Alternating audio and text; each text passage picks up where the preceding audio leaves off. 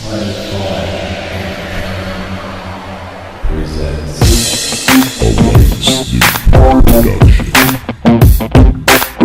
White Snoop and T-Rose Show, starring the White Snoop and T-Rose. Tweet us during the show using the hashtag SnoopRose Show. The White Snoop and T-Rose Show. Hey, welcome back, folks. This is the White Snoop and T-Rose Show. Of course, I am the White Snoop, and this is T-Rose. We decided to mix it up a little bit and wear some color in our shirts today. Rocking the purple, of course, is my boy T wearing some blue. You gotta mix it up, right? Yeah, sometimes. Change is good. Change is good. Yeah. So of course, we're going to start off. I don't know if you guys have been following the show, or hopefully you're following the NBA. And you've seen... Well, I would hope they are if they're watching our show. They follow the NBA. But that's well, I mean, you guys are more than welcome to watch the show even if you don't follow the NBA. True. Well, maybe it will hopefully make you want to follow the NBA. There you go. I think I want to watch what the fuck these guys are talking about. There you go. I know we have fun talking about it. Yeah, is this dude really going around? This isn't really happening, is it? No, this is real life. Like, this guy really has an armored truck in the NBA? We're going to talk about J.R. Smith already? He's really untying people's shoes, for real? That was funny. Who does that? J.R. Smith. Actually, before we get into the serious stuff, I know we usually say the funny stuff for last, but I just want to bring up, have you seen the new LeBroning phenomenon? No, I have not seen this. Oh my god. Everybody at home, if you have not watched this, you have to. It's on Vine, it's probably on YouTube. It's kids, they'll approach somebody, and as they get close, they just fall backwards. Oh yes, I have seen that. It's called LeBroning. Oh, is that what it is? Yeah, it's the biggest fad since Tebowing and Fandangoing. No, wasn't Kaepernicking was pretty good too for a year. Well, I don't even know what that one was. I wasn't as familiar with that one. Okay, all right. I know Tebowing was the big one. Yeah, that was yeah. He started it. Yeah. What was the Kaepernicking? The Colin Kaepernick. No, I know who he is. I'm saying what was the he would flex and kiss his bicep. That was it. That was it. But everybody was doing it though. When I think of that, I would think of Big Papa Pump. That's what I thought too. But just saying, he bought it. Well, he bought it back because everybody, it was anyway. I guess on a serious note, on a somewhat. So before we get off the funny note, since we're talking about J.R. Smith, we should start a new fad called J.R. Smithing, and you just untie random people's shoes. So send in your Vines and YouTubes of the new fad J.R. Smithing, untying shoes. So don't fuck with me, because I'm switching to Velcro. Yeah, definitely. So now we're going to talk some ball, right? Or do you have something else before we talk ball? I think so. I think we can talk ball now. Okay. Yeah, we're going to talk ball. Okay, so back to what I was originally going to get to. If you guys saw, I believe it was episodes 10, 11. We didn't talk about it in the last show because we wanted to give it some more time. But of course, a couple months ago, we had the big Rudy Gay trade, and they traded him from Toronto. He's now in Sacramento. Since then, the big story was always the Raptors just shot right out the gate. Right after the trade. They're now 14-8 since the trade. So they're doing really good. They're in the 4th seed. They're on top of the Atlantic Division. They're battling for the 3rd seed. And the way things are looking, they could very likely end with the 3rd seed in the Eastern Conference by the end of the season, which is amazing. And, of course, Rudy Gay, we wanted to give him some time, see how he meshed in Sacramento, see how things are.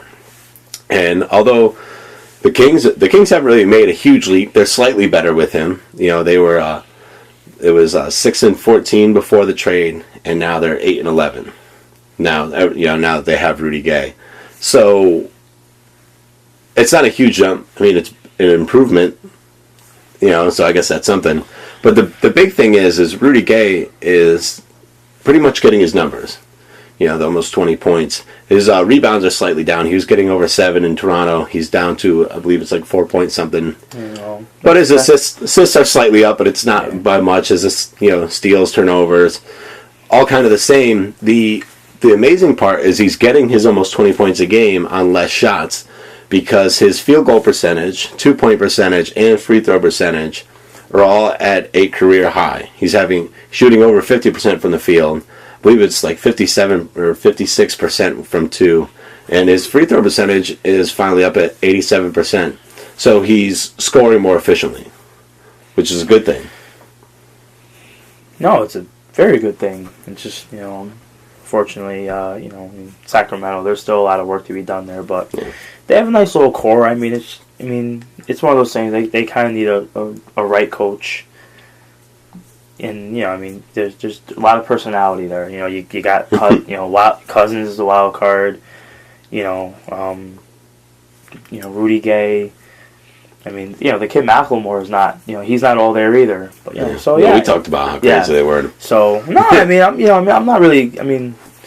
The percentage thing kind of surprises me, and I mean he's never shot with that type of efficiency in his career. But I don't know. Maybe change of scenery was good, and I don't know. Obviously, it's Cousins' team. Yeah, well, it obviously also helps that you're talking about his rebounding numbers going down. Well, Cousins is going to get. He's probably taking them all. Yeah, in Toronto, it was a lot more important for him to do it because they didn't have a strong team rebounding philosophy before he came to town. And Dwayne Casey, that was one of the things that he was driving on is everybody rebound. DeMar's numbers are up. And obviously Rudy Gay upped his game, rebounding. Even Kyle Lowry's grabbing boards from the point guard position. I mean, they're doing it collectively as a team. As a team, though, their rebounding numbers are up this season. Before Rudy Gay was traded, and it just hasn't changed. But I want to also mention one thing on DeMarcus Cousins, and I know you're a big Dwight Howard fan, but I've heard some argument recently by some people saying that DeMarcus Cousins has been playing so well that you can put him in the running for best center in the game today. Well, I've been saying that for the last couple of years. Well, we've always said that he could be. Yeah, but the thing is, can he do it every night? Is he ever gonna, grow up? And I like DeMarcus Cousins. I'm a DeMarcus Cousins guy, but he's one of those guys. Like I said, you'll be reading the stat line, and he'll have like 20 and 18 one night, and then the next night he'll have too. I know, but he'll have like 25 and 15 one night, and then he'll have like 10 and 4 the next night. Well, that's because he usually gets in foul trouble. Yeah, foul trouble or reject. Yeah, well, no, that does no good. So. Oh, that's true. But obviously it. We're saying the conversation showing up. Yeah, well, if he can consistently be dominate the game the way he can, the way he should, it's definitely. Him and Dwight have their similarities too. Unfortunately, because not really that's your boy, Dwight. It's your boy. It's pretty sure you're a big fan of his. Yeah, we'll talk more about him later. Maybe. So, moving on. That's pretty much. We just want to talk about the updates. Rudy Gay. Maybe it was best for both Rudy Gay and the Raptors that they parted ways. So obviously both sides are benefiting. All right. So yeah. So moving on. Rajon Rondo is back. Of course he hasn't really been back long, but he is back.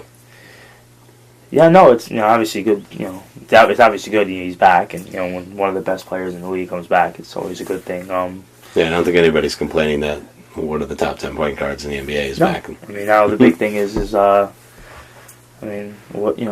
direction are the Celtics going in? What are they going to do with him? I know Danny Ainge keeps saying that he's not going to trade him, but a lot of people think it's just a ploy. They think that he's still going to end up being traded. I think if the right offer comes along, he would definitely make the deal. I also think within, what are we, a little less than a month away from the trade deadline?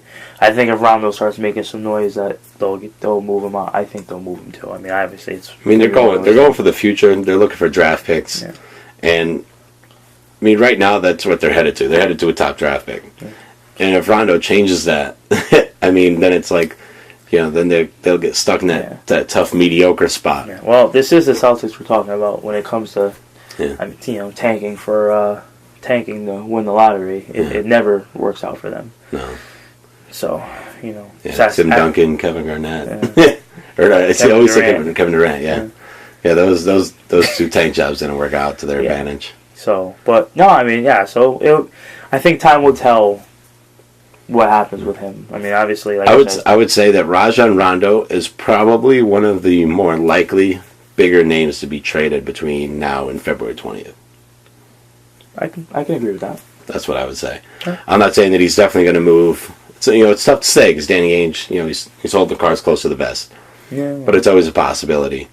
I think that there's a good chance. No, very. If I had to put my money on one side or the other, I think he's going to end up being traded. It's just hard to tell.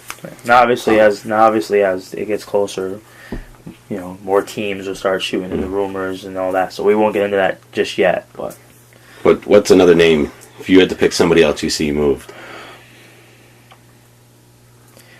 Wow. Putting you on the spot. This is tough. I forget who I was listening to on the radio. Danny Granger's name came up. But I just don't see that now because Indiana's playing so well. Yeah. I just don't see it. It's tough to break that. It's tough. I mean, obviously, he's an expiring contract, and everybody thinks that Indiana needs a legit point guard. No disrespect to George Hill. Or C.J. Watson. But both of which are good. Man, this is tough. This is a tough one. I thought I saw something about the Nuggets might be looking to move Andre Miller. That's another name. That's one to look for. And Amir. I'm actually surprised Amir Sheik is still in Houston. Well, I mean, obviously the right offer hasn't come along. Yeah, well, Maury's not gonna. I don't think Maury's just gonna give him away. No, he's looking for something in return. Yeah, I mean, he's not in it. Yeah, they're all in. They invested. They bought the White there. They gave hard. They paid hard, and they so they're not gonna just say, here, take this. They're looking for something. Yeah. So those would be probably. I would probably I've heard Andre Miller, Amir Sheik, and. You're gonna kill me for saying this, but it will not surprise me if the Knicks made some stupid trade at the deadline just because that's what they do. I was actually gonna bring up the Knicks because that's what they do, and this is why. I'm just saying. And I hate me now, Knicks fans, but I'm just because you remember we had the conversation. I call them just because we can trades. Now the Knicks, I can see that. I could see them making a move to try to improve the team. No, I don't even think it will be to improve the team. It will be. I mean, it's their attempt. It will be you take our guy. We'll take you take our guy. We'll take your guy. I'm just saying it's their attempt to improve the team. I didn't say it's going to work. Are you sure though? Are you sure it's an attempt to improve the team? Well, they're trying to bring back Melo. I think they're going to make a trade, and it's either going to be their attempt to keep Melo, or it could be with Melo. Okay. Because there are teams who are going to be chasing Melo. Yeah, I can see that. I don't think, me personally, I don't think. I wouldn't put your money on seeing Melo traded. I was gonna say I was gonna kind of use the LeBron logic when when the writing was on the wall when he was gonna leave Cleveland. They never even talked about trading him. Yeah, but I still don't even think Melo is definitely leaving. No, I still don't think he is leaving. So that's other discussion.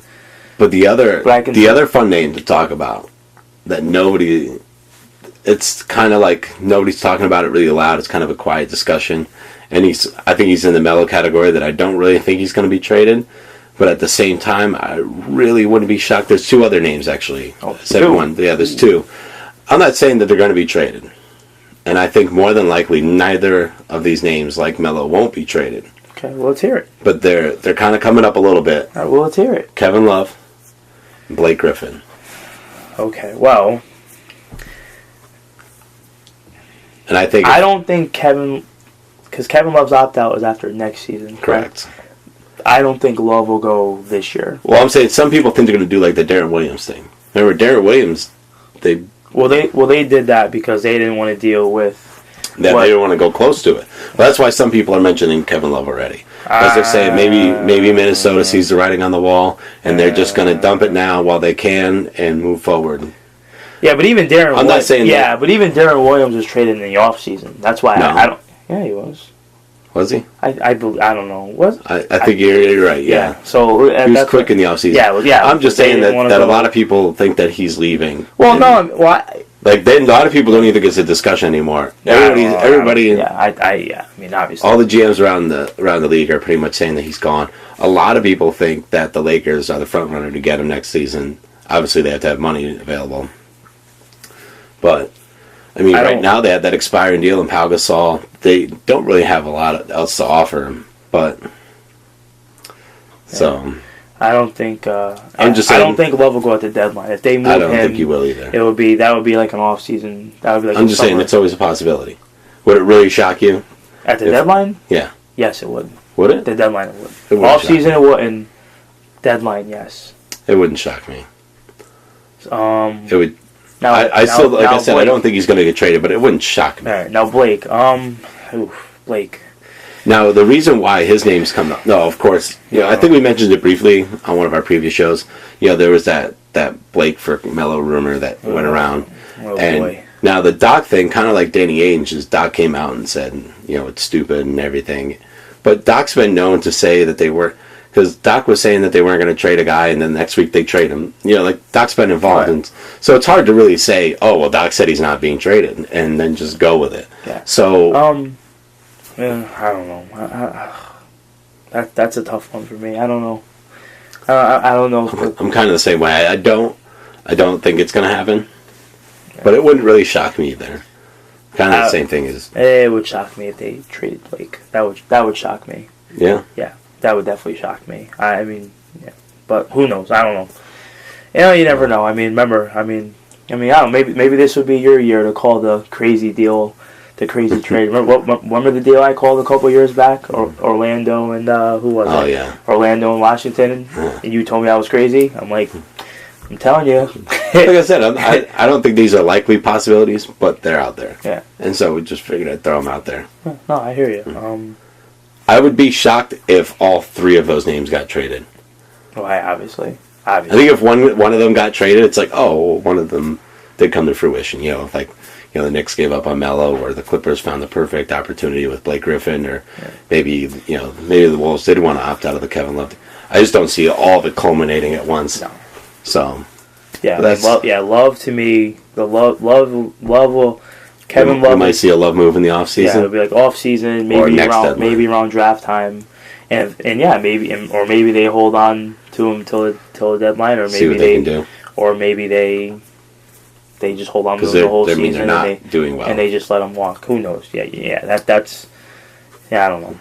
That's a tough situation. Speaking of Minnesota, well, I'm gonna jump out of order if you don't mind. That's fine. Speaking of, we're talking about the Blake Griffin thing. We talked about the Clippers. Of course, in the last show we talked about the Chris Paul injury, and he's missed 8 games now. Clippers are now 6-2 without him, which is better than they did last year when they were hovering right around 500. When he was out. Now the only thing is if you look at 6-2 without Chris Paul, it looks awesome. The thing is though is both those losses are to the Spurs and the Pacers, who are 2 of the top teams in the NBA, and only one of those 6 wins is against a potential playoff team, which is the Dallas Mavericks, who are one of the bottom seeded teams anyway. And then all the other victories, were against lottery teams like the Magic. So they don't really have credible wins. I would say that it's kind of good to see them winning, and Darren Collison's played really well. So to see them they're, you know what, all they can do is just try to keep the ship afloat as long as they can. I'm sure there will be a time when he's out when they're gonna. It's not a secret that Chris Paul's the best player on that team. Yeah, obviously. I hope everybody knows that by now. Yeah. So what? But I think it's good that they're not, because it's kind of showing that Chris Paul carries the team, but they're all trying to do something at least. I think it shows something good. Last year, when they were hovering around 500, they were still losing to bad teams. At least, even without Chris Paul, they're at least beating the bad teams. So, I guess that's a good sign in some ways. Yeah, no, like I said, best they can do. They need to make sure Chris Paul's healthy for the playoffs, though, because they're obviously not going to beat any good team. Beat the teams that you should beat, and just hope obviously the Pacers, Spurs, two of the top teams in the league. You just compete. Yeah. Just go play. That's it. Mm-hmm. So, like I said, though, they had to make sure Chris Paul's healthy for the playoffs because they're not going to win a playoff series out. No, obviously. Their offense is going to become too troublesome. Yeah. So, and of course, and speaking of injuries, the New Orleans Pelicans have been around with injuries. We haven't really talked about them. And they've had a lot of minor injuries. Another point guard goes down. Yeah, Drew Holiday. Was it a broken knee. bone? Yeah, he had the knee. He's out indefinitely. I thought was it his knee? I thought okay, maybe. Yeah. Okay, yeah. So another out point guard. Then we discussed last show. We don't know exactly how long indefinitely is. Another point guard, another leg injury. I don't know. But then he's out indefinitely. Ryan Anderson's now announced out 2 months. He's having. He just came back. Yeah. It's his second time out. Anthony Davis spent time out. Eric Gordon missed a couple games. But Eric Gordon has never been healthy. But it wasn't his knees, though. Oh, what is it now? What is it now? Yeah, he fell funny on his shoulder. He wasn't out long though. Okay. For the most part, he's been healthy. I'm just saying overall, what has he done? Team, what has he done? He's played really well for them this season. No. Every time I hear somebody talk about Eric Gordon, it has his name with an injury attached to it. Yeah, no, he's done pretty well this season. Okay. The Pelicans obviously aren't that good. They weren't trying to do anything, but they're winning some games. But they weren't trying to do anything. They're not trying to win a championship this season with that roster. No, but they're trying to. They're just trying to develop what they have. But they've had so many guys in and out. Monty Williams has been juggling that lineup. The fact that they're not the worst team. No, listen. So, I didn't think they would be. Yeah, I know, but even with all these guys out, Anthony Davis missed a good stretch, and he's obviously their best player. They've had Ryan Anderson out for a while. He although may not be their best player, he does help them, and he's very important to what they do. Eric Gordon missed a couple of games, and he's hit some game winners, so he's been big for them. Then you got, now Drew Holiday, their starting point guard's out. They've had to deal with so many different things, and to still at least be a decent. They're in the lottery. They're a losing team, but they're still not doing too terrible, especially with all the injuries. And they've had a lot to deal with. They've probably been the most injury riddled team. So they're compete between them and the Brooklyn Nets. Those are probably the two worst teams injury wise. Yeah. So. So they got to get healthy so they can develop that young roster. So, speaking of some other teams, moving off the injury, there's no other real major injuries to report. We have the Miami Heat. They're in a slump this month. Yeah. They're now 5-5 in the month of January. I don't know what you take from it. Just typical. Obviously it's a different slump, but they always have. It seems like every year they go through something. They just hit like a lull, and obviously with them it's. They're looking ahead to the playoffs. They're looking ahead, so I'm not really worried. I don't know. I think it's a couple things with them. Well, obviously there's going to be some fatigue setting in. This team's been to the finals 3 years in a row. 2 years they won it. The first year they didn't. Their top player went to the Olympics. During one off season. Their other two top players were nursing injuries last season and the season before, and that's just the physical fatigue. Then there's the mental fatigue, emotional fatigue. They've gone through so much. LeBron. Everybody's kind of talked about it that they were going to be going through this. LeBron finally just came out and said it. So, look, we're exhausted mentally, emotionally, physically. Obviously Dwayne Wade's missed a lot of games. Shane Battier sat out a couple games. Yeah, Chalmers was hurt. Even LeBron missed a game, which you don't see that. No, Mario Chalmers was hurt. Yeah. And it's funny because I was talking to somebody and they were like, big deal. It's Mario Chalmers. It's like, yeah, well, to them, he's important. He's the big thing is he's one of their better defenders, and when he's out. But teams start with a rhythm, and when you take out a starting player and you move a bench player, it just ruins the whole rhythm and chemistry of the team. My whole thing was Norris Cole has to play 30 minutes, and Norris Cole should never. But it does screw up the rhythm having a starter. That too, but no matter how good or bad, but just having Norris Cole play 30 minutes a game. That's the second bad part. But then, In good news for the Miami Heat, Greg Oden has now played in 2 games. Played 8 minutes in his first game. Yeah, no, I mean, nah, I know that's your boy. I don't listen. It's not that he's my boy, but it's just, the thing is, it's like he comes on the court and you're just waiting for the injury, like, right? I mean, he's played 15 minutes so far. Yeah, he hasn't gotten hurt yet. Well, I guess just hope that he can stay on the court. I mean, no, I'm serious. I don't really know what to say. He went 4 years, over 4 years in a month. Listen. I understand what you're saying. It's 49 months without playing regular season basketball. I know. It was good to see him out there. I mean, he looked. I mean, shout out to Greg Oden. yeah, it was good to see him and out the long there. leg. Yeah. Oh God. It was good to see him out there. Yeah. I mean, I just hope it works out. Now, I think he's in a good situation. I mean, obviously the Miami Heat can use a big body if he can stay out there. Definitely. But at the same time, they've obviously proved that they can win without him. So, I mean, and so he's in like a no-pressure situation. I mean, LeBron James, Coach Spo, Pat Riley, they've all come out and said, hey, if he can go out and play 10, 15 minutes and give us something, that's awesome. And if he can't, there's no pressure. If his leg falls off when he's running up the court, we'll just pick it up and give it to him, and they'll wheel him off, and they'll go amongst their business. But I know, speaking of the Heat, I know there was something you were very upset about. What? Joel Anthony is no longer a member of the Miami Heat. Oh. Big time trade for them. First thing that came to my mind was when that trade went down was how upset that this guy would be over Joel Anthony not being a member of the Heat. Now we're not going to be able to make fun of him being at the end of the Miami Heat bench, though. Although we still Dwight Howard, he's the assistant coach. 2-time NBA champion. Are you okay? Yeah, collecting $3.5 million. I just said that.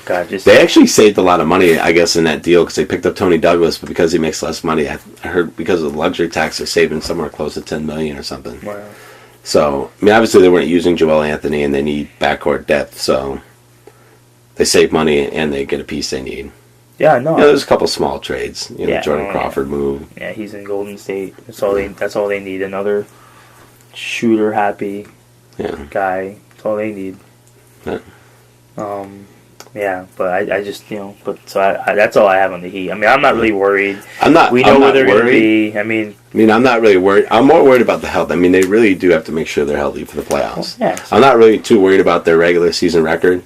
Of course, I mean, I'm sure it's nice for any NBA team to have a top seed, but I think when you're as good as LeBron James and the Miami Heat, you can win on the road. Last year, if you remember, the last couple of years, it proved that they could win. And you remember what color Mike was wearing during the best highlights of his career? Yeah. He was wearing red because he was on somebody else's court doing it. I mean, so if LeBron James wants to cement his legacy, they can't be too worried about the seed, and they got to make sure they're healthy. And LeBron James can sink some game winners wearing red and black on somebody else's floor. I mean, not that it's going to be easy because Indiana Pacers are looking good. Oh man, the Indiana Pacers. I know we touched on them a little bit earlier when you mentioned Danny Granger, but man, they are looking good. No, I'm not really. I mean, are we surprised? I mean, you look at they made good moves in the offseason. They did. I think adding C.J. Watson and Louis Scola were like strokes of genius. Oh no, yeah, they brought back David West, and remember, no one thought they were going to bring back David West. If they end up with the best record in the NBA, Larry Bird for Executive of the Year. Definitely. No one thought they would bring David West back. They bring in Scola, C.J. Watson, Paul George gets better. Psycho T ain't there though. Well, hey, addition by subtraction. Lance Stevenson improves to get better. Oh yeah, he's been phenomenal. But they're gonna have to make a decision. Lance Stevenson, you think he makes a bench spot in the All-Star game? It's big talk. It's big talk recently. Okay. I mean, we're not talking about a strong. I don't know. A lot of people say because they see Dwayne Wade and LeBron getting voted in, and everybody says Chris Bosh is going to get selected. Okay. And I think we all can agree that's going to happen. I mean, why wouldn't you pick him? Then you got the Pacers, who have a better record. Paul George getting voted in. I think it goes without saying Roy Hibbert's going to be selected. Yeah. So we know Roy Hibbert and Chris Bosh going in, and everybody kind of says the Pacers deserve. I mean, how people are. They like the winning team getting guys, and they say you got to put somebody in. and I think Lance Stevenson's kind of getting that nod, and that's why Then of course the Toronto Raptors, I don't know what is now solidifying themselves as the third best team. Everybody wants them to get DeRozan and Lowry, who are the catalyst behind their run. Give them two guys. I'm saying that's how a lot of people like it. They like the winning teams getting guys.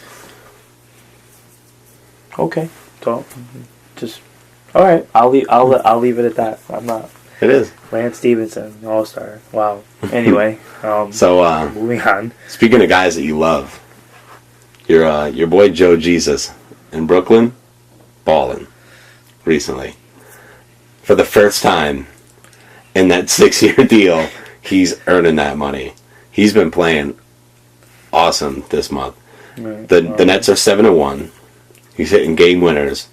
That's where he got the Joe Jesus name from. He's hitting game winners, dropping big buckets. What was he? He dropped like this is my that big 3-point game. This is my unimpressed look, by the way. Just I'm just saying. I'm just okay. And then when the playoffs come around, I almost said the Hawks because the Hawks are the one that gave him that money. Yeah, well, no, when the playoffs roll around, we'll think the Nets have 4 players on the court because he'll be nowhere to be found. But that's okay. I'm not even really. Darren Williams came back today. Yeah, they're 7-1 though. I guess that's good. Besides Brook Lopez, they're pretty much back and healthy. So that's good. They're playing their best basketball. They're finally besides Brook Lopez. Now the interesting part now, Brook Lopez being out is now they have the disabled player spot, and the moves that they made, they opened up the roster spot for it. They can sign a player for the rest of the season at the mid-level. Do you see them using it? On who, though?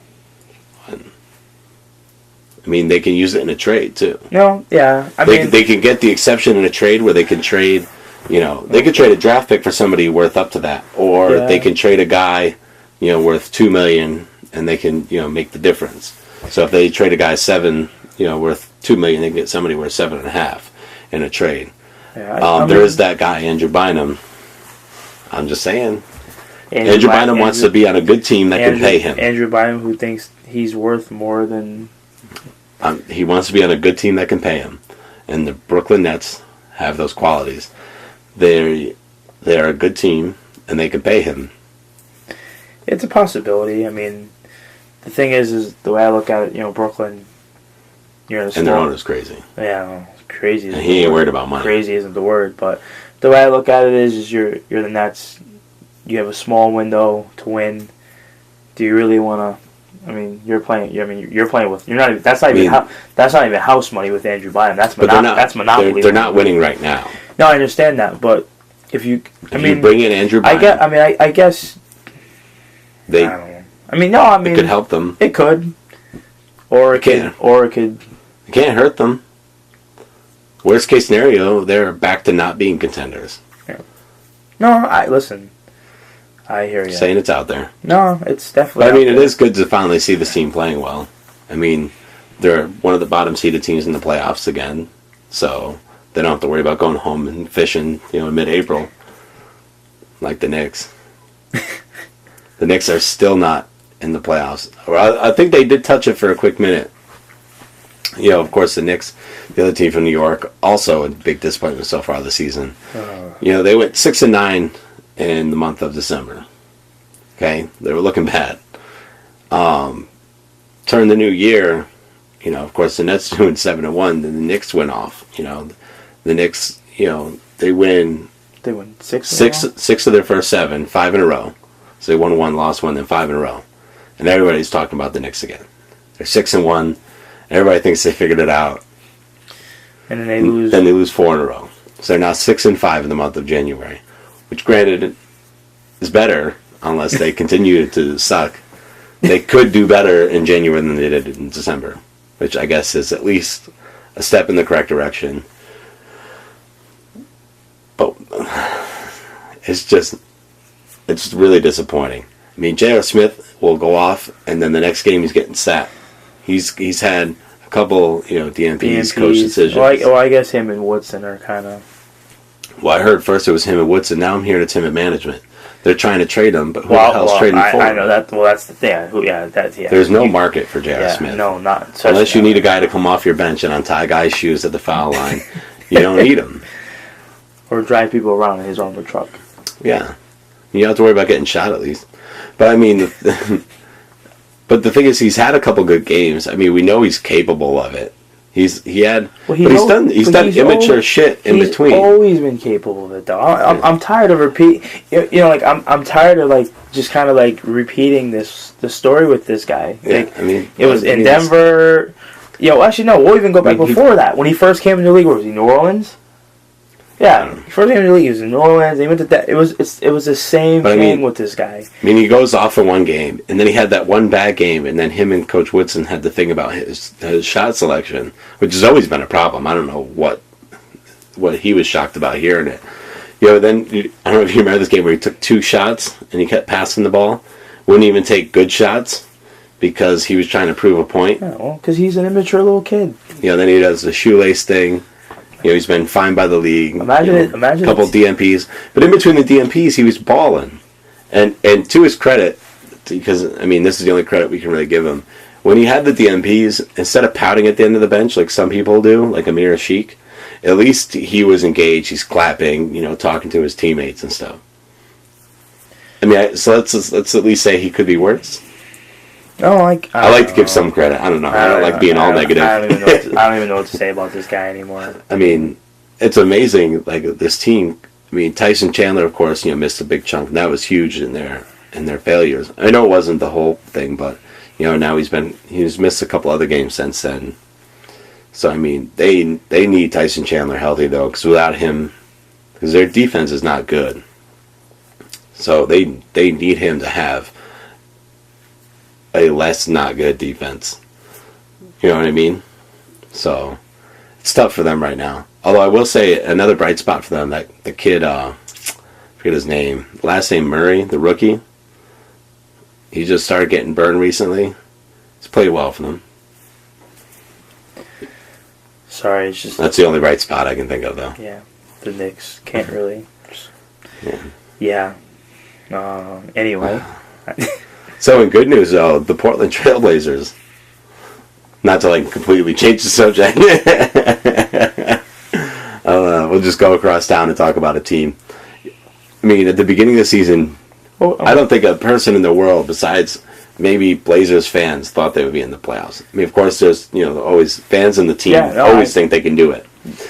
But I mean, nobody outside of Portland, Oregon thought that this team was going to be in the playoffs. Even in the playoffs, not even an 8th seed. And here they are standing on top of the Western Conference, the dominant Western Conference. I mean, is this team for real? I mean, they're 31-10. I don't know if I can. I mean, I think they're for real, but they're 31-10. That puts them on pace for 62-20. But how far do they go in the playoffs, though? That's my question. Well, here's the thing. Because, I mean, we talked about the additions of Robin Lopez and Mo Williams, which were awesome for them. I mean, Robin Lopez puts LA over at the natural 4 position, and he's been phenomenal in MVP talks and everything. Damian Lillard, his closing ability has been incredible since he's been in the league. Yeah, that's Mo Williams kind of helps with the bench, because he can score, he can get people involved. Robin Lopez is kind of like their defensive guy, but they play good defense. I know they're not the best, but they're up there. They're one of the better defensive teams. Their offense flows. I mean, Nikolai Batum, they have, Wes Matthews. I mean, they have some other good players, and they all kind of contribute. I can see them at least coming out of the first round. I mean, they're going to have such a great seed. They're going to have home court in the first round. I don't even think it's possible that they get bounced in the first round. No. Well, I don't. Second round's going to be a little tougher.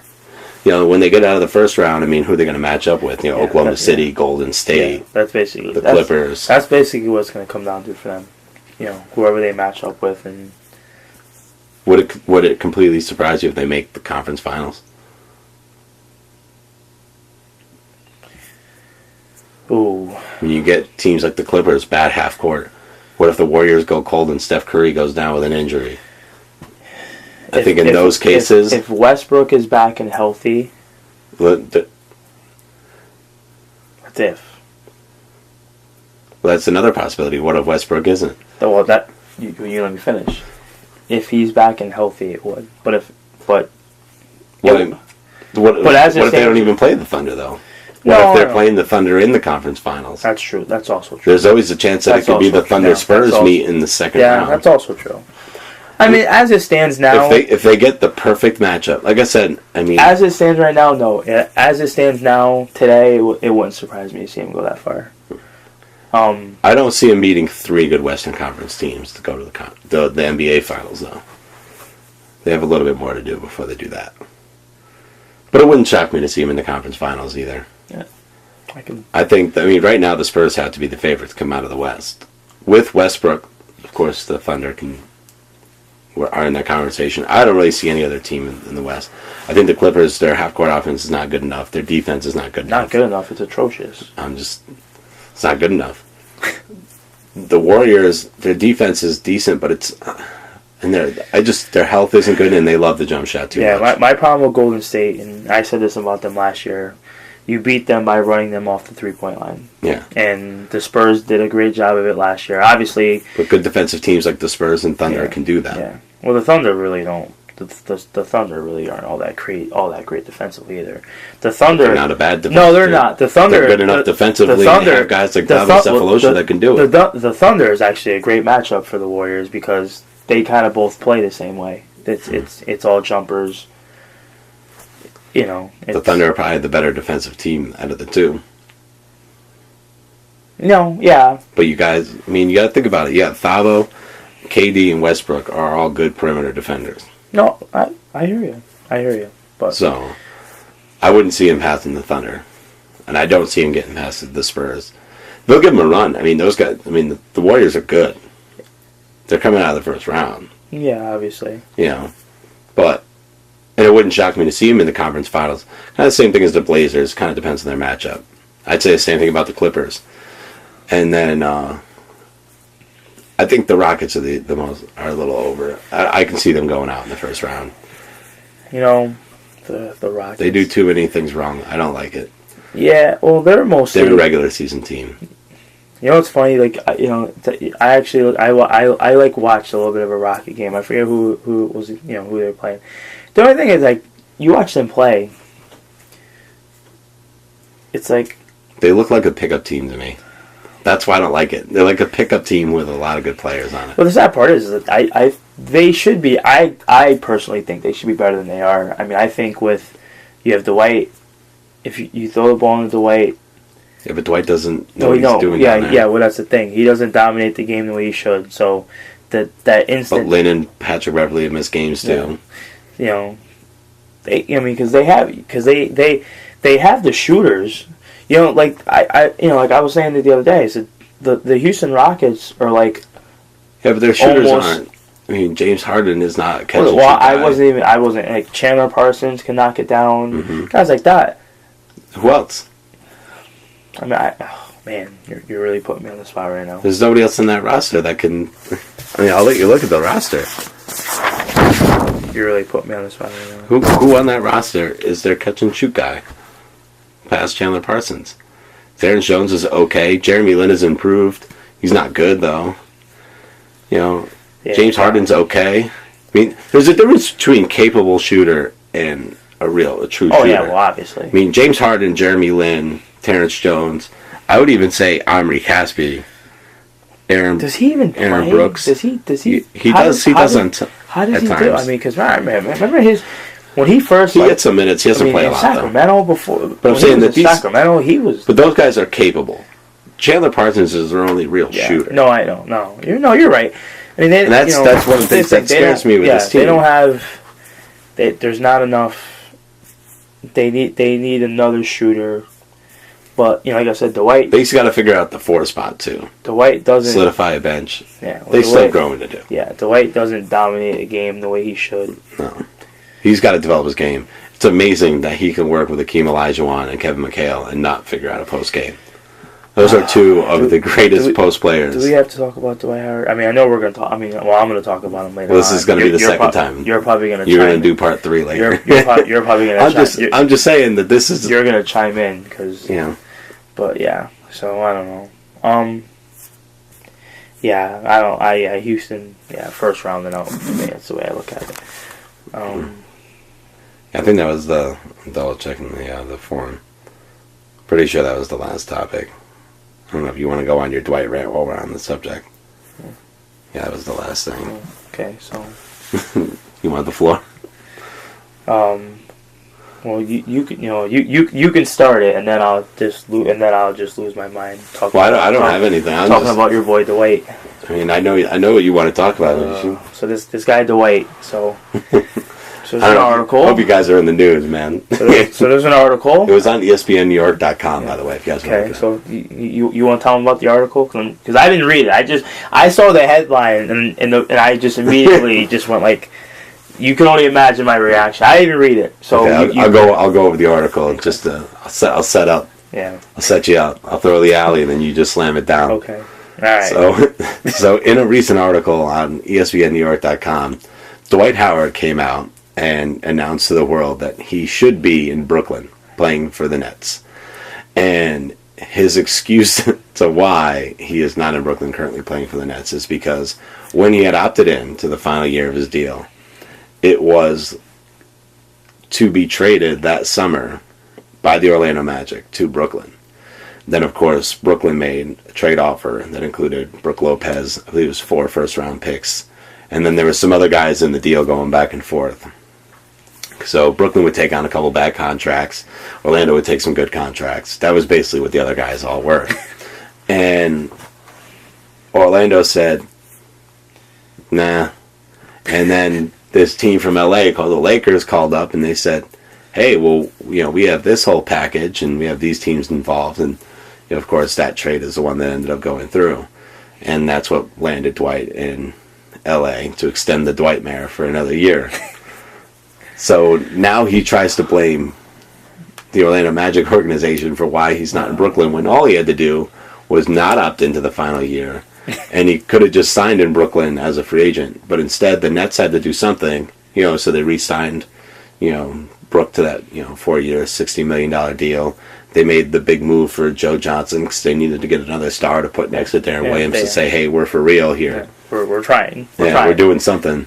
Okay. And now your thoughts. I don't feel bad for this guy, and I've made no secrets about it. Anyone that knows me knows that I have not felt bad for this guy throughout this whole ordeal.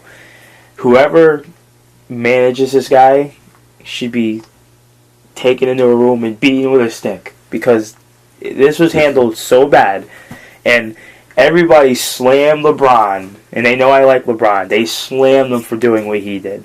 Oh, the whole TV show. Yeah, well, at least he got in front of the camera.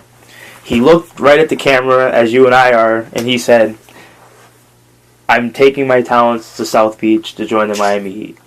He made one decision and went with it. There was no wavering. He didn't draw it out. Actually, his last year in Cleveland, he actually refused to even talk about his pending free agency. This asshole, Dwight, he gets the coach fired, the GM fired. The GM deserved to be. Well, yeah, but I understand. Yeah, but no. Listen, I understand. I'm just saying. But and then he goes on. Well, maybe I'll play here. I love it. But I really love it over here in Orlando. I mean, it turned into a circus.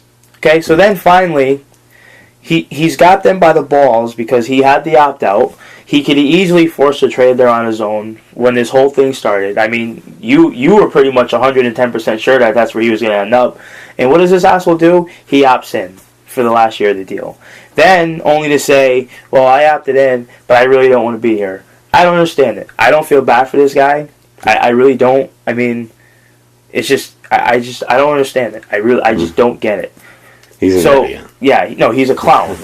I don't know if you remember this too, because he's a clown. Just to make it funnier, I don't know if you remember this, but the day that it leaked out that he was going to be going to Houston, he came out and said, "I don't know where you guys all got that from. I never said that." And then an hour later came out and said, "Oh yeah, by the way, I'm going to Houston to play for the Rockets." It was like, why did you deny the rumors that you were going to Houston just to say you are going to Houston? He's a clown. I just don't understand how. I don't understand. Here we are. What are we? 2 years later, after all this crap, and he's still. I mean, if you wanted to go to Brooklyn that bad, like you said, he either could have forced a trade there in the last year of his deal, or just went he was becoming a free agent, or just went there as a free agent. Why did when he opted in? I mean, when he had the power of signing there by himself, he had the magic by the balls, and it was like then he opted in, and that all. And it was like, here's your balls back, and here's mine, and that all went away. I don't get it. Then they traded him to the Lakers. It was obvious he didn't want to be there. He didn't want. It was just the whole thing was. It was the whole ordeal was a circus. It was a circus. That's why they called it the Dwightmare. This guy, I mean, I don't even know how long. I mean, what is he going to be screaming for a trade out of Houston in a year or two? Maybe. Who knows with him? I don't understand it. Like, the other thing too with the whole LeBron thing is he didn't talk about it. No, well, that's what I said. He handled it. He talked to teams and he made a decision. Well, yeah, but he handled it. He handled it the way that You're supposed to. Yeah, I mean, obviously, everybody makes a big deal about the TV show, but all the proceeds went to charity. Yeah, the Boys and Girls Club of America, because it's a big thing for him. Well, yeah, I mean, he's probably the biggest name free agent in this history of any sport. No, I'm saying the Boys and Girls Club. That's a big thing. Yeah, it's a big thing for him. So he wanted to raise money for them. Yeah, everybody. I mean, is that a terrible thing? Yeah, everybody clown LeBron. Oh well, yeah.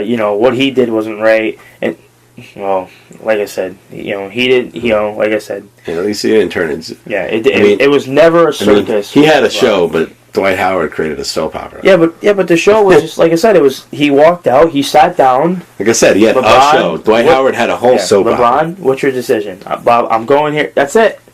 There was no, like Dwight was trying. Now Dwight, this guy, it seemed like he was trying to make everybody happy. Like I said, LeBron had a show. Dwight Howard did the whole soap opera. Yeah. He had a whole series, and it was all about him. And what are you thinking if you're Houston when you see this article? What are you thinking if you're Daryl Morey or Kevin McHale when you read this? What do you say? I would just text him. You need to shut up in the media. What are you thinking? What are you thinking if that comes across your computer or your iPad or whatever? I mean, it's like this is the guy we signed here a year ago. I don't know. I don't even know what to say about this guy anymore. I mean, I was done with him last year, but I'm to the point now where I'm just like, just go away. All right, we beat that with the shit. I don't get it. It just drives me crazy. This guy. Anyway, change the subject before I get mad. Well, we could talk about one of your other favorite subjects. And which one's that? Jerseys. Oh yeah. We recently found out that the All-Star Game will be competed wearing those stupid T-shirt jerseys. Luckily, their nicknames won't be on the back though. Can someone out there do some research for us and find out where this idea came from? Do you know where this idea came from? No, but if I had a time machine, I would go find the guy that created the idea and kill him. Yeah, but did they wear sleeve jerseys like back in the day? Like, no. So where did it? Oh, so can it's a marketing thing. I can tell you don't need somebody. Why? It's a marketing thing. It's that fans are more likely to buy a jersey with sleeves on it that they can wear around, rather than a tank top that they would have to put a shirt underneath. Okay, all right, you got. That's all it is. All right, you got. But the thing is though, and this is my issue, is that just because fans would buy it, and they would. I mean, no, you're right. But you don't want your players playing in them. They should be things that maybe they wear during warm-ups. Right. They wear on the bench. They wear in interviews, and things like that. They should not be wearing sleeves on the court while they're playing the game of basketball. That's where it needs to draw a line. Somebody even said, when they're wearing all these, and then to have them on display throughout the game, give the fucking ball boys the shirt too, so everybody will see them. People fucking buy them. No. I've bought shirts and memorabilia that you would never even see these players wear in a game. I have a fucking Bill Walton t-shirt I've never seen anybody in my life wear. But I have it. And it's like, I have all sorts of shooting shirts and t-shirts and pants and stuff that they don't wear during the game. You don't have to have these guys wear it during the game to get fans to buy things.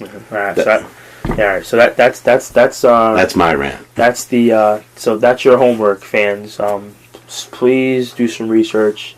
Hit us up on Twitter and find out who came up with this idea. And when you find them, we'll put them in the same room with the Whites representatives, and they can all get beat with sticks. Because Seriously.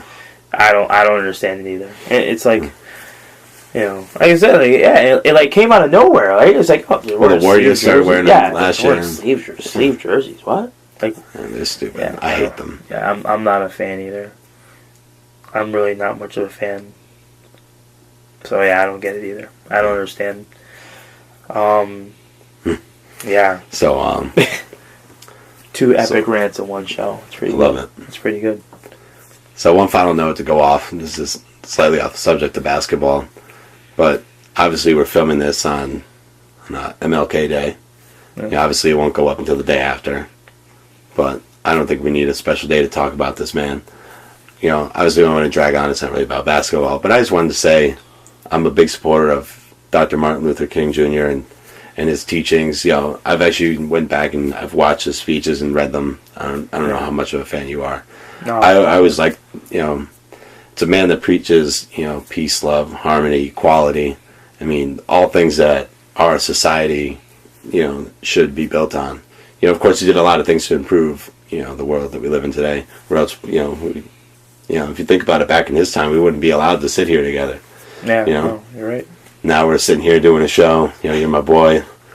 You know, and it's cool. You know, he improved the world in a way. You know, and he made a huge impact. And, you know, of course, that's why we honor him, you know, we're honoring him on this day. You know, so for all of you at home, if you've never spent the time, I do highly recommend just, you know, go listen to his speech. You can find him on YouTube. You can Google them up. You can, you know, read them through. They're actually really well written. He was such an intelligent and well-spoken man. I don't know if you have any words about the guy. I'm a big fan, if you couldn't tell. No, that's no. I hear you. I mean, that's why he gets the day. Yeah, and no, definitely. I also want to thank him for the day off. I know you didn't have that, but No.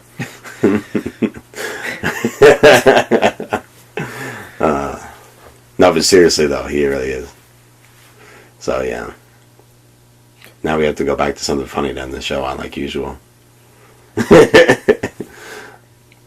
So I hope all you guys at home had a great, you know, Dr. Martin Luther King Jr. Day. I hope you enjoyed your day off.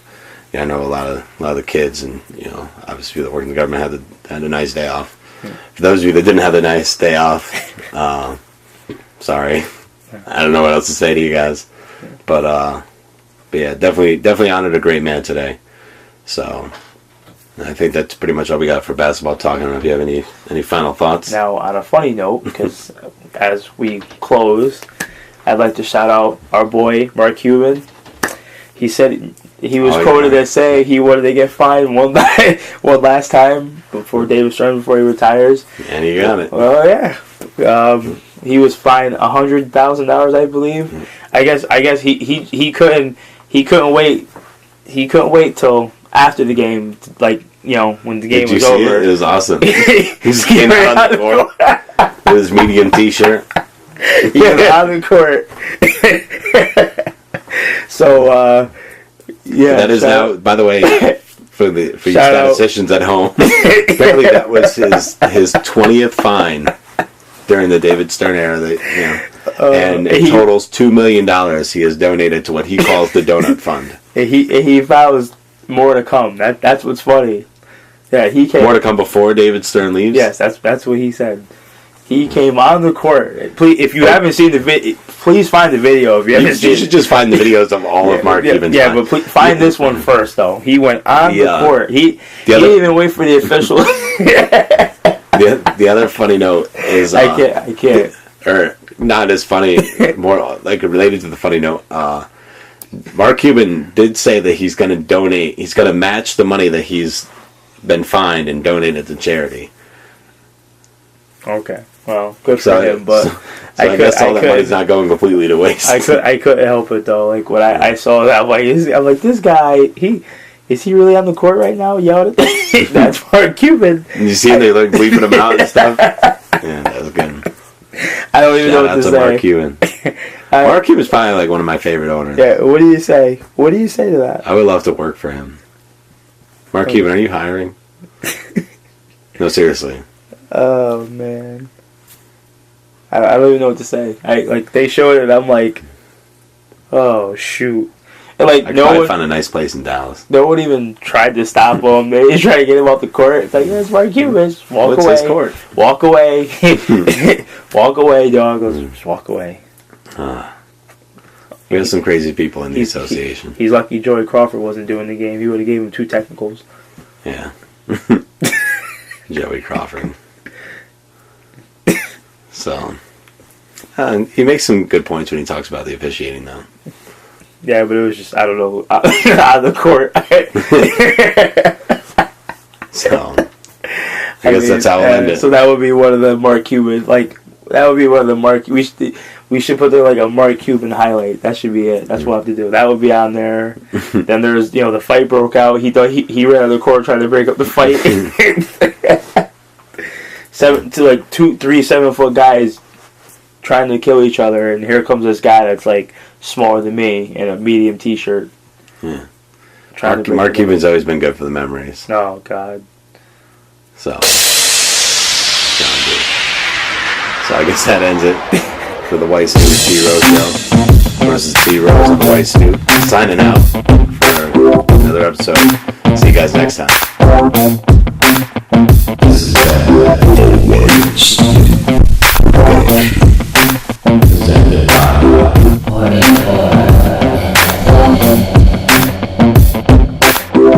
The White Snoop and T-Rose Show.